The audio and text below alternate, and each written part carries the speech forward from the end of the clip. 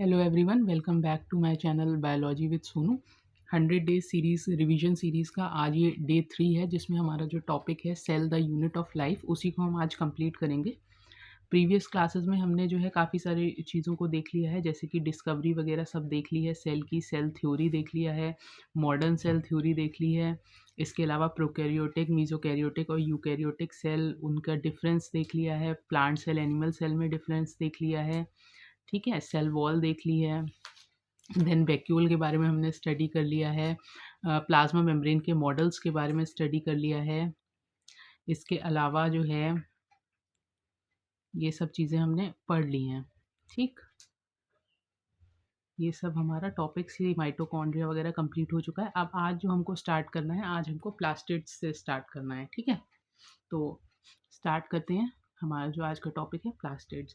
तो सबसे पहले बात करें प्लास्टिड्स की, तो ये कैसे होते हैं? ये डबल मेम्ब्रेनस होते हैं। ठीक है, डबल मेम्ब्रेनस होते हैं। और इसकी जो डिस्कवरी करी थी, प्लास्टिड की डिस्कवरी करी थी शिम्पर ने। और ये कहाँ पर प्रेजेंट होते हैं? ये ऑल प्लांट्स एंड यूग्लिना में प्रेजेंट होते हैं। एनिमल में ये एब्सेंट होते हैं। और यूग्लिना क्या है? Connecting link between plants and animals. Connecting link between plants and animals. ठीक है। और अगर इसके साइज की बात करें तो आफ्टर वैक्यूल, प्लांट में वैक्यूल सबसे बड़ा होता है। 90% वॉल्यूम जो है वैक्यूल लेता है प्लांट का, सेल का। तो after vacuole first largest cell organelle. ठीक है, और इसको हम जो है नेकेड आई से भी देख सकते हैं। Can be seen with naked eyes. और इसका जो डिवीजन होता है, डिवीजन कैसे होता है? Division bye fission. माइटोकॉन्ड्रिया का भी डिवीजन कैसे हो रहा था? फिजन से ही हो रहा था। ठीक है, इसमें डीएनए कैसा प्रेजेंट होता है? नेकेड डीएनए प्रेजेंट होता है, कैपिटल डी है नेकेड डीएनए। और डीएनए होता कैसा है? इसका सर्कुलर होता है, डबल स्ट्रैंडेड होता है। ठीक है, इसके अलावा इसमें जो है प्लास्टिड में यहाँ पर लिख सकते हो पोरिन प्रोटीन प्रेजेंट होता है। पोरिन प्रोटीन माइटोकॉन्ड्रिया की भी आउटर लेयर में प्रेजेंट था। ठीक है, राइबोसोम इसका कैसा होता है? यहाँ पर लिख दे रही हूँ मैं, 70S राइबोसोम प्रेजेंट होता है इसमें। ठीक है, तो ये तो एक जनरल व्यू हो गया प्लास्टिड का। अब देख लेते हैं प्लास्टिड के टाइप्स। ठीक है, तो 3 तरीके से हम प्लास्टिड्स को स्टडी करते हैं। पहला है क्लोरोप्लास्ट,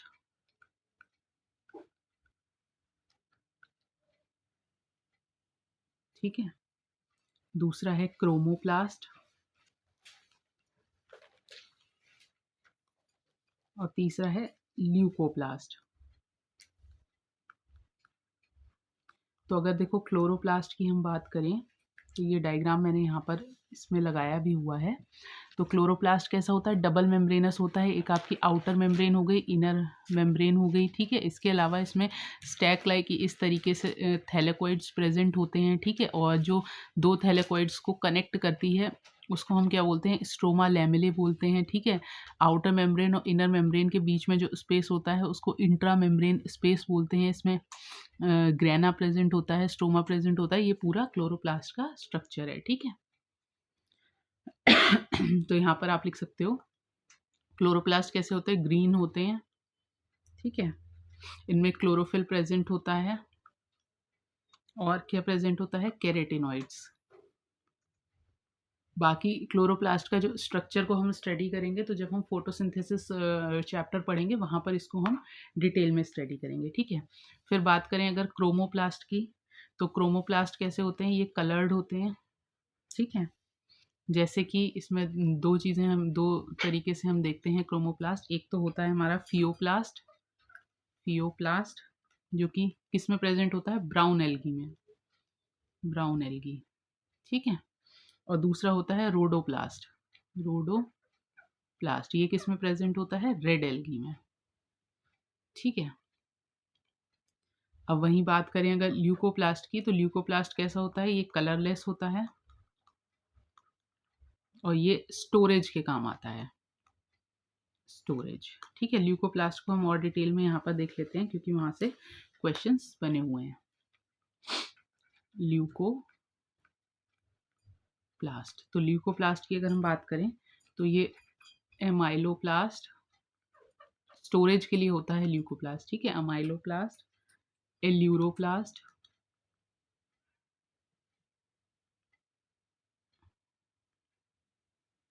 एल्यूरोप्लास्ट एंड इलायोप्लास्ट,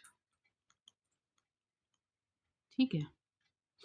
तो एमाइलोप्लास्ट में क्या रहता है? एमाइलोप्लास्ट क्या स्टोर करता है? स्टोर्स कार्बोहाइड्रेट्स, ठीक है, जैसे कि स्टार्च। एल्यूरोप्लास्ट क्या स्टोर करता है? स्टोर्स प्रोटीन,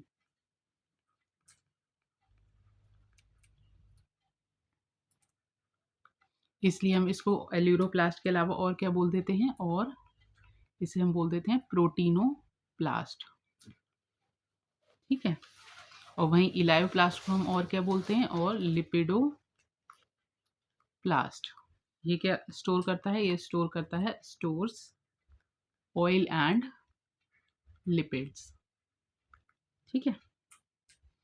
अब नेक्स्ट आ जाते हैं, ये हमारा यहाँ पर जो प्लास्टिड्स का टॉपिक है ये कंप्लीट हो गया। इसमें हमने जनरल कैरेक्टर्स, जनरल व्यू देख लिया एक प्लास्टिड का। उसके अलावा कितने टाइप के होते हैं? क्लोरोप्लास्ट, क्रोमोप्लास्ट और ल्यूकोप्लास्ट। और ल्यूकोप्लास्ट को भी आगे हम एमाइलोप्लास्ट, एल्यूरोप्लास्ट और इलायोप्लास्ट भी हमने देख लिया, ठीक है। अब आ जाते हैं राइबोसोम्स पर।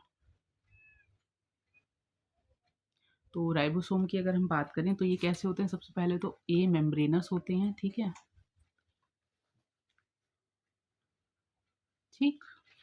इसके अलावा स्मॉलेस्ट सेल ऑर्गेनल हैं, या इसी को हम और क्या बोल देते हैं? ऑर्गेनल विद इन ऑर्गेनल,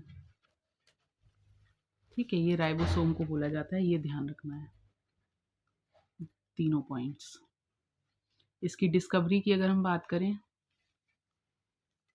तो डिस्कवरी जो करी थी पेलाडे ने करी थी, इसलिए इसको हम और क्या बोलते हैं? दैट्स वाई कॉल्ड पेलाडे ग्रेन्यूल्स, ठीक है। फंक्शन की अगर बात करें तो फंक्शन क्या रहता है इनका? प्रोटीन की सिंथेसिस करना, इसलिए इसको प्रोटीन फैक्ट्री भी बोलते हैं।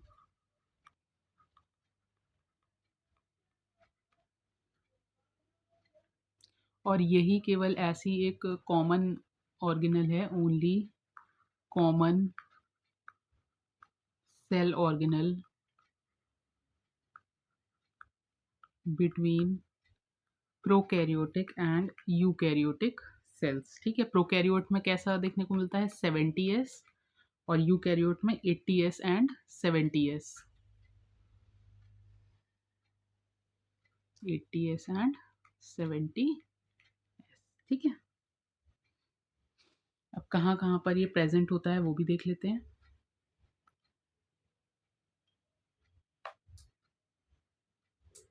तो देखो प्रेजेंट होता है ये present in mitochondria, plastid,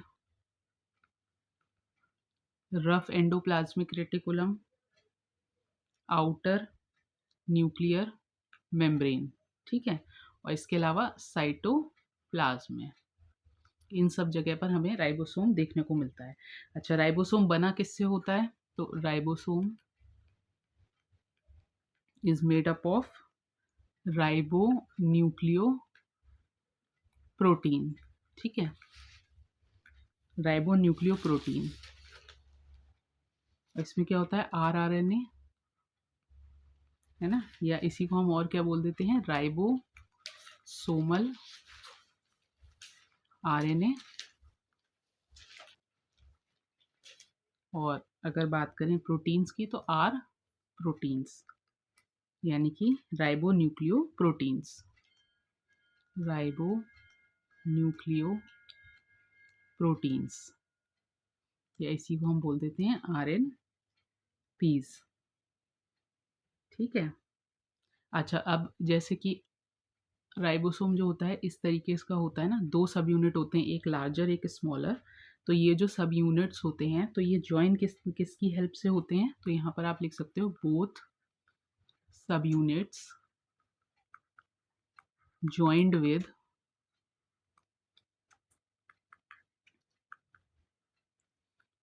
the help of magnesium ion. ठीक है, यानी कि अगर मैग्नीशियम आयन का जो कंसंट्रेशन है वो ज़्यादा होगा तो दोनों सब यूनिट्स जो हैं वो जुड़ जाएंगे, और अगर मैग्नीशियम आयन का जो कंसंट्रेशन है वो कम होगा तो दोनों ही सब यूनिट्स सेपरेट हो जाएंगे। ठीक है।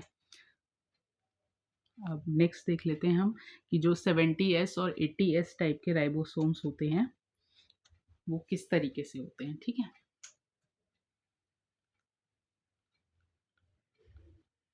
ठीक है, तो प्रोकैरियोट में हमें कैसा देखने को मिला था, 70S देखने को मिला था। तो 70S राइबोसोम में जो स्मॉलर सब यूनिट होता है वो कितने का होता है, 30S, और जो लार्जर सब यूनिट होता है वो कितने का होता है, 50S का। ठीक है, यहाँ पर आप लिख सकते हो स्मॉलर और यहाँ पर लार्जर। ठीक है। इसी तरीके से अगर 80S की बात करें तो 80S में क्या होता है, 40S जो सब यूनिट होता है वो होता है स्मॉलर, एंड 60S जो सब यूनिट होता है वो होता है आपका लार्जर। अगर और ज़्यादा डिटेल में पूछेगा तो ये आपको 30S का भी बाइफरकेशन पूछ सकता है। तो यहाँ पर आप लिख सकते हो 30S का 16S rRNA, और वहीं 50S की अगर बात करें तो 5S rRNA and 23S rRNA। ठीक है। और 23S rRNA के पास क्या होती है, कैटालिटिक प्रॉपर्टी भी होती है। ठीक है।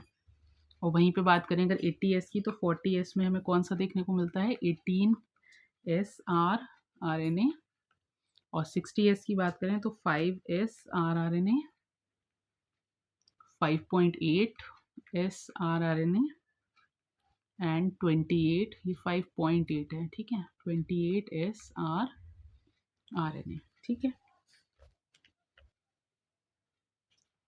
और देखो ये जो 5 rRNA है ये दोनों ही 70S और 80S दोनों में ही सेम रहता है, मतलब लार्जर सब यूनिट के ही पास रहता है। ठीक।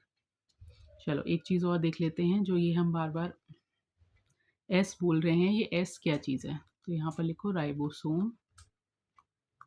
ये जो एस हम बोल रहे हैं that is sedimentation, sedimentation coefficient. ठीक है। तो इसको हम मेजर कैसे करते हैं, मेजर, ये मेजर होता है किस चीज़ की, measure of size and density.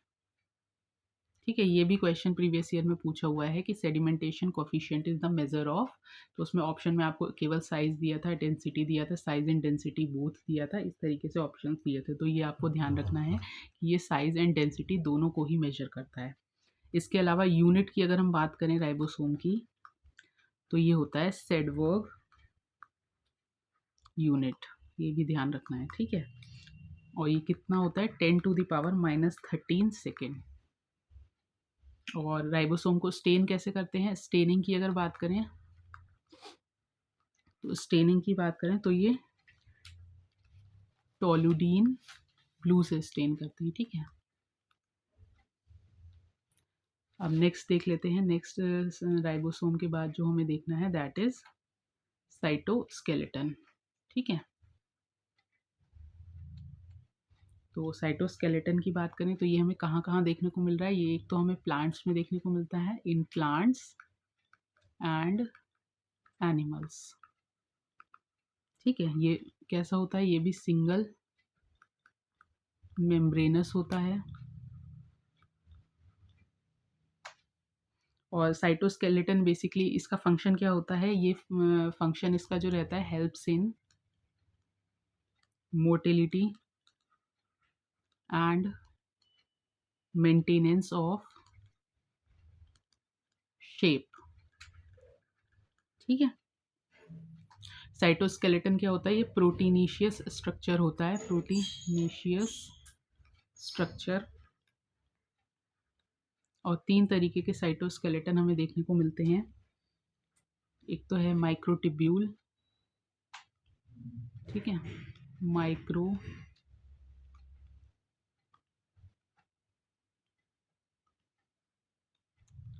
Microtubule.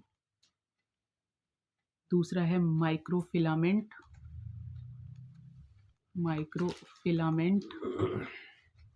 और तीसरा है इंटरमीडिएट फिलामेंट।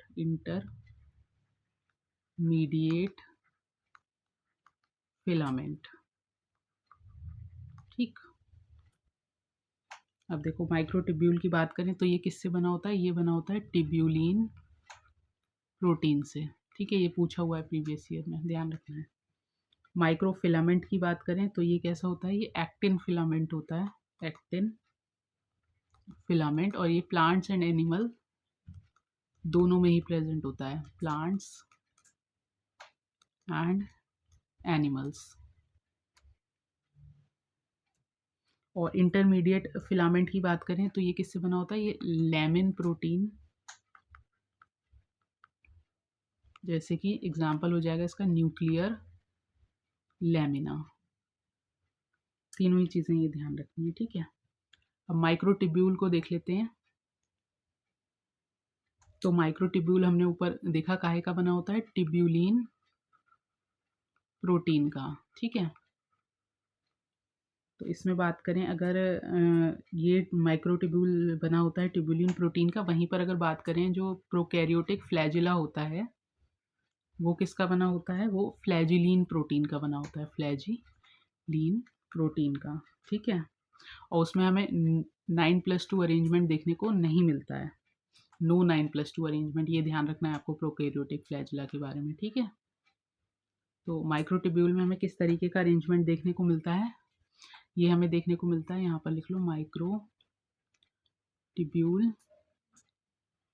एक हमें अरेंजमेंट देखने को मिलता है इसमें 9+2 और दूसरा देखने को मिलता है 9+0। तो 9+2 की अगर हम बात करें तो 9 जो होता है इसमें 9 डबलेट होते हैं। ठीक है, डबलेट माइक्रोटिब्यूल। और ये कहाँ पर होते हैं, एट पेरीफेरी। ठीक है, ये आप इस तरीके से देख सकते हो, ये जो पेरीफेरी पर ये इस तरीके से ये डबलेट प्रेजेंट है। ठीक है, 1 2 1 2 इस तरीके से ये डबलेट प्रेजेंट है। ठीक है, और ये अरेंजमेंट 9+2 हमें कहाँ देखने को मिलता है, सीलिया एंड फ्लैजिला में किसमें, यूकैरियोट्स में।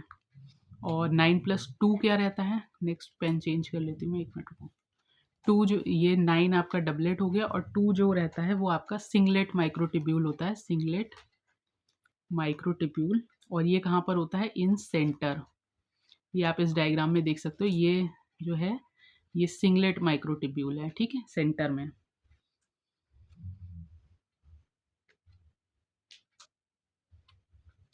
अब 9+0 की अगर हम बात करें, 9+0 की बात करें तो 9+0 में 9 क्या रहता है, ट्रिपलेट रहता है, ट्रिपलेट माइक्रोटिब्यूल। ठीक है, और ये हमें 0 मीन्स सेंटर में कुछ नहीं होता है।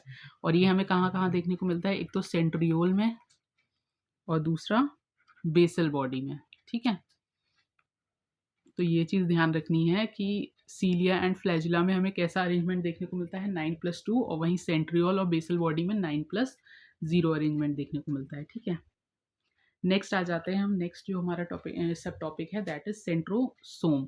सेंट्रोसोम को ही हम और क्या बोल देते हैं, इसको हम बोल देते हैं डिप्लोसोम, सॉरी, डिप्लोसोम। ठीक है, और इसकी जो डिस्कवरी करी थी, सेंट्रोसोम की डिस्कवरी करी थी बोवेरी ने। ये कहाँ किस में हमें देखने को मिलता है, ओनली इन एनिमल्स। प्लांट्स में ये प्रेजेंट नहीं होता है। जहाँ मैंने आपको प्लांट सेल और एनिमल सेल का डिफरेंस बताया था, वहाँ पर मैंने आपको ये चीज़ लिखवाई थी कि सेंट्रोसोम सिर्फ एनिमल्स में प्रेजेंट होता है, प्लांट में एब्सेंट होता है। ये भी कैसे होते हैं? ए मेम्ब्रेनस, ठीक है, ये मेम्ब्रेनस होते हैं। और इनका जो स्ट्रक्चर होता है इस तरीके से होता है, कार्ट व्हील टाइप स्ट्रक्चर होता है। ये आप डायग्राम में भी देख सकते हो, कार्ट व्हील स्ट्रक्चर, है ना। एक इसमें प्रॉक्सिमल होता है, इस तरीके से अगर हम डायग्राम बनाएं यहाँ पर, ये एक ऊपर होगा और एक उसी के नीचे इस तरीके से अरेंज्ड होता है, ठीक है। ये तो एक जो होता है ये प्रॉक्सिमल होता है, प्रॉक्सिमल सेंट्रियोल, और नीचे वाला जो होता है ये कैसा होता है? ये डिस्टल सेंट्रियोल, ठीक है। इसके चारों तरफ साइटोप्लाज्म होता है इस तरीके से ये, ठीक है। तो यहाँ पर आप लिख सकते हो contains centrosome, centrosome contains two centrioles,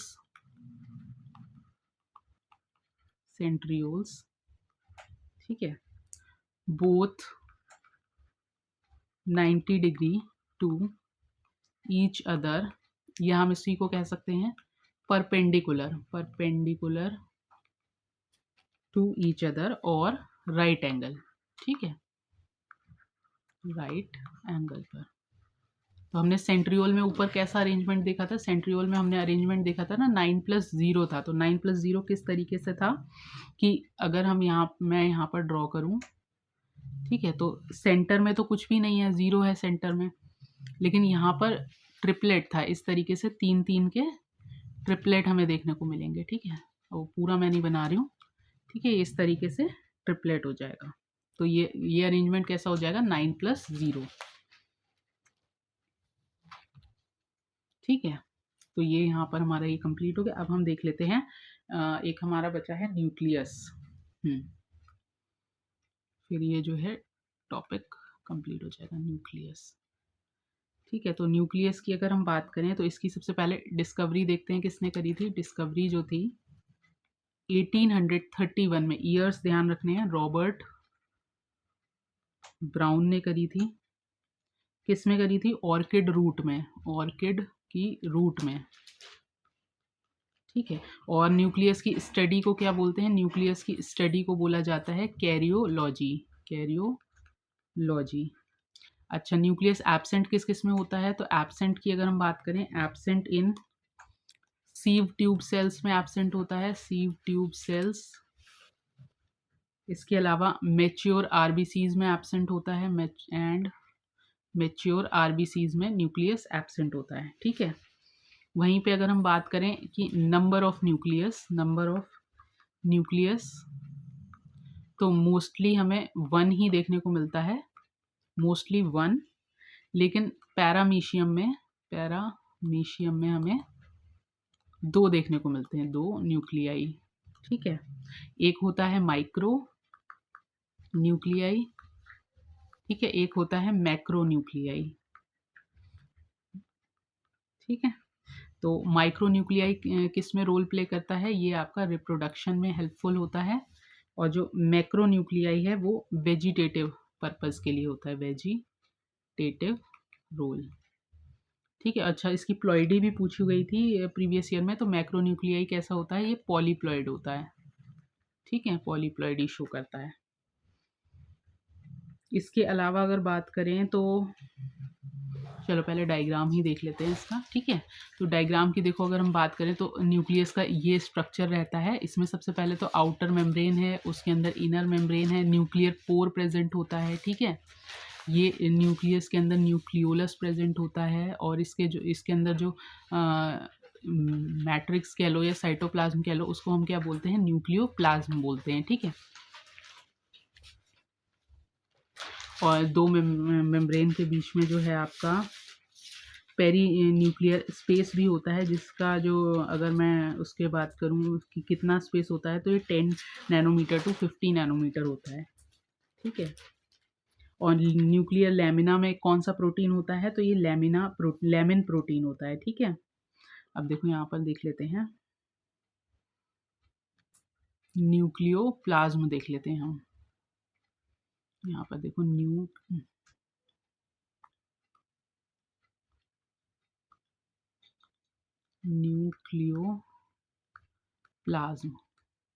ठीक है, न्यूक्लियोप्लाज्म में क्या क्या प्रेजेंट होता है? एक तो न्यूक्लियोलस और दूसरा प्रेजेंट होता है क्रोमेटिन। ठीक है, जो हमने ये हेट्रोक्रोमेटिन और यूक्रोमेटिन है ना, स्टेनिंग के बेसिस पर इन्होंने दे रखे हैं। तो न्यूक्लियोलस और क्रोमेटिन। न्यूक्लियोलस की डिस्कवरी किसने करी थी? तो न्यूक्लियोलस की जो डिस्कवरी थी वो करी थी फोंटाना ने। फोंटाना। ठीक है, न्यूक्लियोलस कैसा होता है? ये ए मेम्ब्रेनस होता है, और साइट होती है ये साइट फॉर आरआरएनए सिंथेसिस। ठीक है, आरआरएनए का सिंथेसिस कहाँ होता है? न्यूक्लियोलस में होता है, और इसीलिए इसको हम ऑल्सो कॉल्ड राइबोसोमल फैक्ट्री। ठीक है, अब क्रोमेटिन देख लेते हैं। तो क्रोमेटिन की जो डिस्कवरी है वो किसने करी थी? क्रोमेटिन की जो डिस्कवरी है वो करी थी फ्लेमिंग ने। ठीक है, इसको हम ऐसा करते हैं, अगली स्लाइड पर ही देख लेते हैं, क्योंकि इतना स्पेस चलो देखते हैं इसी में अगर आ जाता है तो क्रोमेटिन में हमें क्या क्या देखने को मिलता है? क्रोमेटिन में देखो न्यूक्लियो प्रोटीन्स होते हैं। ठीक है, न्यूक्लियो प्रोटीन्स। ठीक है, nucleo proteins means nucleic acid and proteins. तो न्यूक्लिक एसिड की बात करें तो न्यूक्लिक एसिड में क्या क्या आ जाएगा? डीएनए आ जाएगा प्लस आरएनए आ जाएगा। और वहीं प्रोटीन्स की बात करें तो प्रोटीन्स में क्या क्या आएगा? हिस्टोन प्रोटीन आएगा प्लस नॉन हिस्टोन प्रोटीन आएगा, नॉन हिस्टोन प्रोटीन्स। ठीक है, देखो अगर हम इसके डायग्राम से समझें तो सपोज करो जैसे कि ये डीएनए है। ठीक, तो डीएनए हमारा, इसका डायमीटर क्या हो गया? 20 एंगस्ट्रॉम या 2 नैनोमीटर बोल सकते हो। ये हमारा जैसे कि सपोज डीएनए है। जब इसके साथ प्लस हिस्टोन प्रोटीन और आ जाता है, हिस्टोन प्रोटीन, तब ये क्या बन जाता है? ये इस तरीके से क्रोमेटिन बन गया। ठीक है, ये क्या बन गया? क्रोमेटिन। और ये कैसा होता है? ये लेस कंडेंस्ड होता है, कंडेंस्ड। ठीक, और फिर जब ये क्रोमोसोम और ज़्यादा कंडेंस हो जाता है इस तरीके से, तो ये क्या बन जाता है? ये क्रोमोसोम बन जाता है। ठीक है, तो अब क्रोमोसोम को देख लेते हैं।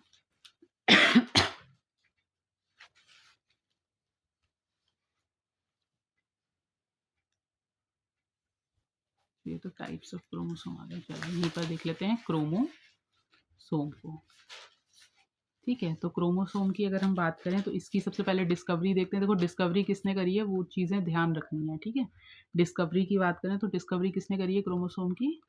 वॉल्डेयर ने। ठीक है, इसके अलावा बात करें क्रोमोसोम में क्या होता है, तो ये न्यूक्लियो प्रोटीन्स होते हैं। ठीक है, न्यूक्लियो प्रोटीन्स, जैसे इसमें क्या क्या होता है? DNA plus RNA plus histone and plus non histone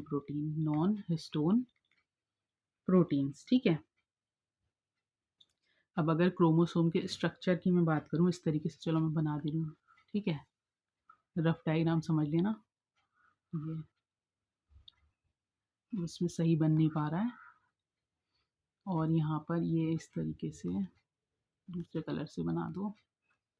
इस तरीके से ये ऐसे करके जो होता है, ये आपका काइनेटोकोर हो गया। ठीक, अब देखो इसका समझ लो।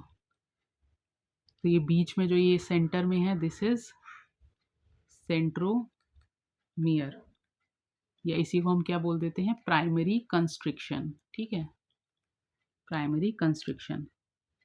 और इससे क्या होता है? ये बेसिकली क्यों होता है? ये होता है, ये ऐसा स्ट्रक्चर है, structure from which chromatids are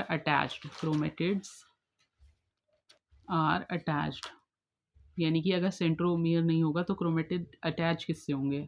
ठीक है, इसलिए ये ज़रूरी है। देन ये क्या है? ये है काइनेटोकोर।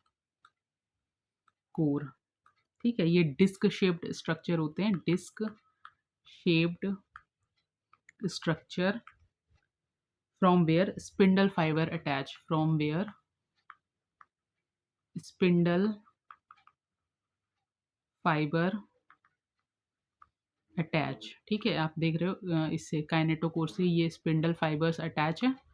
ठीक है, अच्छा एक चीज़ और देखो, जैसे कि सपोज करो, एक ही उससे मैं बता रही हूँ, ये क्या है, ये प्राइमरी कंस्ट्रिक्शन हो गया, प्राइमरी कंस्ट्रिक्शन। ठीक है, ये इसको हमने सेंट्रोमियर बोल दिया था, और सेंट्रोमियर, सेंट्रोमियर तो इसको तो हम स्टेन कर सकते हैं, ये स्टेन हो सकता है। लेकिन कई क्रोमोसोम्स में जो होता है ऊपर एक यहाँ पर टीलोमियर के पास में एक सेकेंडरी कंस्ट्रिक्शन भी प्रेजेंट होता है, कंस्ट्रिक्शन। ठीक है, इसको हम क्या बोल देते हैं, सैट क्रोमोसोम बोल देते हैं, सैट क्रोमोसोम। ठीक, और इसको हम स्टेन नहीं कर सकते, ये कैसा होता है, नॉन स्टेनिंग होता है। ठीक है, तो ये चीज़ ध्यान रखनी है, कौन सा नॉन स्टेनिंग है, सेकेंडरी कंस्ट्रिक्शन जो है, सैट क्रोमोसोम जो होता है वो नॉन स्टेनिंग होता है। अब देख लो सैट क्रोमोसोम कौन कौन से हैं, उनके नंबर्स ध्यान रखना, सैट क्रोमोसोम या सैटेलाइट क्रोमोसोम। ठीक है, तो ये कौन कौन से हैं, 13, 14, 15, 21, 22। ठीक है, 5 पेयर्स हैं, 13, 14, 15, 21 और 22। अब आ जाते हैं टाइप्स ऑफ क्रोमोसोम्स पर। ये देखो यहाँ पर मैंने एक डायग्राम ये आपका लिया भी हुआ था। ठीक है, तो ये देखो, ये सेंट्रोमियर है, ये दोनों क्रोमेटिड्स हैं। ठीक है, ये ऊपर के इसके क्रोमेटिड के ऊपर के पार्ट को टीलोमियर बोलते हैं, ये पी आर्म है, ये क्यू आर्म है, नीचे वाला क्यू आर्म है, ऊपर वाला पी आर्म है। ठीक है, अब देखो हम आ जाते हैं टाइप्स ऑफ क्रोमोसोम्स पर। ठीक है, नेक्स्ट आ गया हमारा टाइप्स ऑफ क्रोमोसोम। तो ये हम किस तरीके से देखते हैं टाइप्स इसके, on the basis of position of centromere, position of centromere. ठीक है, सेंट्रोमियर तो ये 4 तरीके से होता है। पहला होता है हमारा मेटासेंट्रिक, मेटासेंट्रिक। देखो मेटासेंट्रिक में क्या है, सेंट्रोमियर जो है बिल्कुल बीच में है, यानी कि दोनों आर्म्स कैसे हैं, इक्वल हैं। ठीक है, दोनों आर्म्स इक्वल हैं आपके, मेटासेंट्रिक। सेंट्रोमियर सेंट्रल, मियर सेंट्रल, और इसमें शेप कैसा बनता है, ये देखो, ये वी शेप बन रहा है, ये वी, तो यहाँ पर आप लिख सकते हो वी शेप। ठीक है, फिर दूसरा होता है सब मेटासेंट्रिक, सब मेटासेंट्रिक। इसमें क्या होता है, सेंट्रोमियर जो है सेंटर से थोड़ा सा अलग खिसक जाता है, जैसे कि ये सेंटर था, यहाँ पे सेंटर था ना, ये इससे थोड़ा सा ऊपर को शिफ्ट हो गया, तो centromere, centromere little away from centre,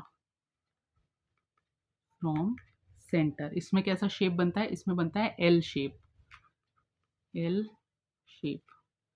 ठीक है, तीसरा होता है एक्रोसेंट्रिक। एक्रोसेंट्रिक में क्या हो जाता है, सेंट्रोमियर जो है, सेंट्रोमियर नियर एंड आ जाता है। ठीक है, ये देखो, ये यहाँ पर बिल्कुल एंड पे आ गया, और यहाँ पर जो शेप बनता है वो कैसा बनता है, जे शेप। ठीक है, और लास्ट है टीलो सेंट्रिक। इसमें क्या होता है, सेंट्रोमियर जो होता है,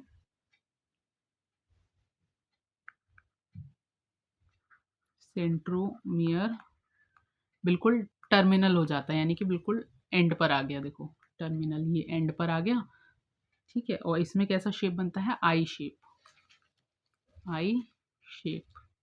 और ये जो टीलोसेंट्रिक होता है ये एब्सेंट होता है, एब्सेंट इन ह्यूमन। ठीक है, ये चीज़ ध्यान रखनी है। अब नेक्स्ट हमारा ये जो है लास्ट, सेकेंड लास्ट टॉपिक है इस पूरे चैप्टर का, दैट इज माइक्रो बॉडीज। ठीक है, माइक्रो बॉडीज का फॉर्मेशन जो होता है वो किससे होता है, फॉर्मेशन जो होता है वो होता है बाय एंडोप्लाज्मिक रेटिकुलम। ये चीज़ ध्यान रखनी है। 3 तरीके की माइक्रो बॉडीज हमको पढ़नी है, पेरोक्सीसोम्स, एक सेकेंड,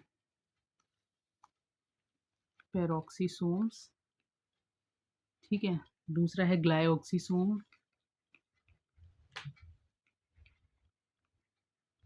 और तीसरी है स्फेरोसोम।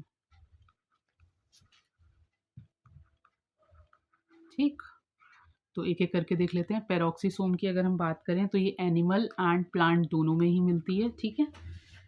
एनिमल में ये किडनी में प्रेजेंट होती है, यहाँ पर लिख सकते हो किडनी में, जिसे हम क्या बोलते हैं, यूरिकोसोम बोलते हैं, ठीक है, यूरिकोसोम भी ध्यान रखना है।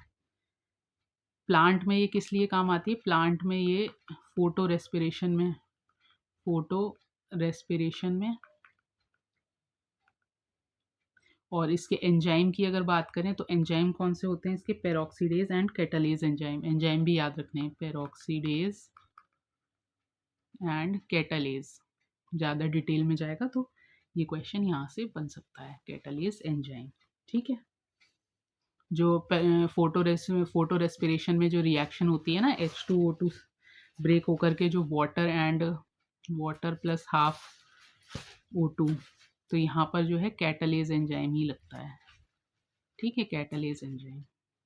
फिर बात करें ग्लाइऑक्सीसोम की, तो ये केवल प्लांट्स में प्रेजेंट होता है, ओनली इन प्लांट्स, और इसका क्या काम होता है, फैट्स को कार्बोहाइड्रेट में कन्वर्ट करना, ठीक है। और ये किस साइकिल से होता है, ग्लाइऑक्सिलेट साइकिल से, ग्लाइऑक्सिलेट साइकिल से, ठीक है।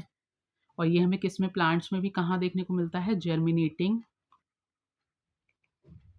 सीड्स एंड एंडोस्पर्म में, ठीक है।